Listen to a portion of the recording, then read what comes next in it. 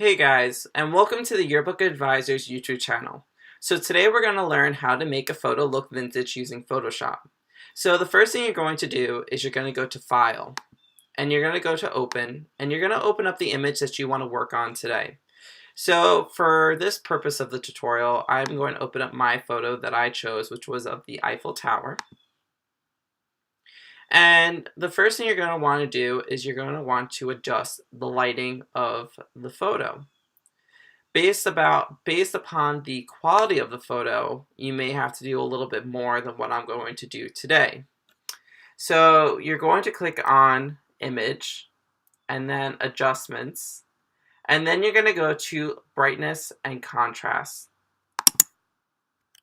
And since this photo looks pretty good to me, I'm just going to adjust it just a tad bit just so I can show you what it can do.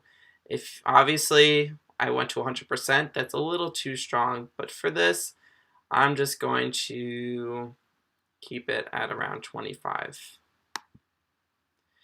Now, the next thing you're going to want to do is you're going to want to play around with the layers. And this is where the magic is for Photoshop. So this is where layers are located, and you can see you already have one layer, which is your background, which is the Eiffel Tower.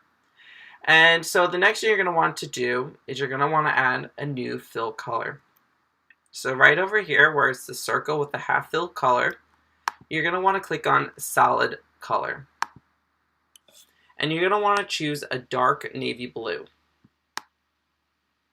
And if you look at the bottom of the video, I'm going to give you the CMYK values, which you can then adjust based upon when you actually do it.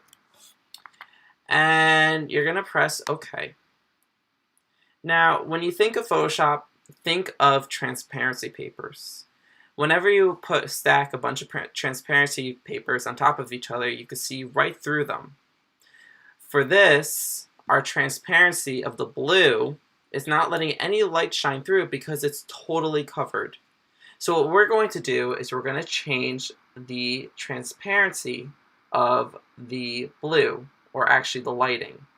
So you're going to change where it says normal to exclusion. But you can play around with all these different options because you're going to see each one has a different effect. And voila, you have a vintage looking theme already. Now we're going to edit this just a little bit because it's a little dark for my taste. So you're going to click on your new layer and you're going to click on your background layer. So you're going to hold the Shift button to highlight both layers.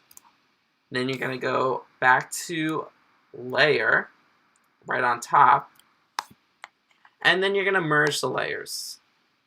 The next thing you're going to want to do is you're going to want to go back to image, and you want to go to adjustments, brightness and contrast again, and you're just going to edit this just a little bit just to give it a brighter feeling. Now the next thing you're going to do is you're going to do another fill layer. So go back down to layers and click on new fill layer and click on solid color. This time around we are going to choose an orange, a little bit darker orange. And remember, look at the bottom of the screen for the CMYK values, which you can plug in. And this time we are going to give it a soft light. And it's a little too yellow for my taste, so you're going to change the opacity to 50%. And, let's change it to 35. And again, you are going to highlight both layers, and you are going to merge the layers. And there you go. You have a vintage looking photo, which adds a little bit of a cool hipster theme to your yearbook.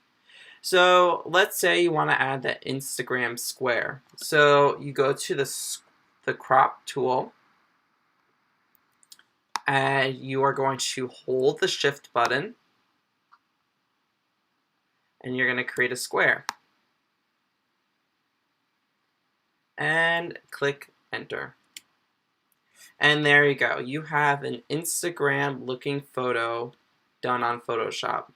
Now, one thing that we run into a lot is how do we save this to use for eDesign or even InDesign? So you're going to go to File, and then you're going to click on Save As. And then the most important thing is Format. You want to save it as a JPEG for eDesign. And then you're going to click on Save. I had already done this tutorial, so I'm going to replace the photo I already did. Just you won't run into this issue. And then you want to make sure it's at a large file because you want this to be a high quality photo for your yearbook. And then you're going to click OK.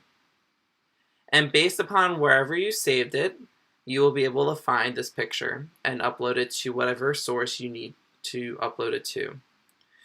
Okay, so I hope this was helpful, and if you have any questions, you can always reach us on our Facebook page or our Twitter page, or you could check out anything at yearbookadvisers.com.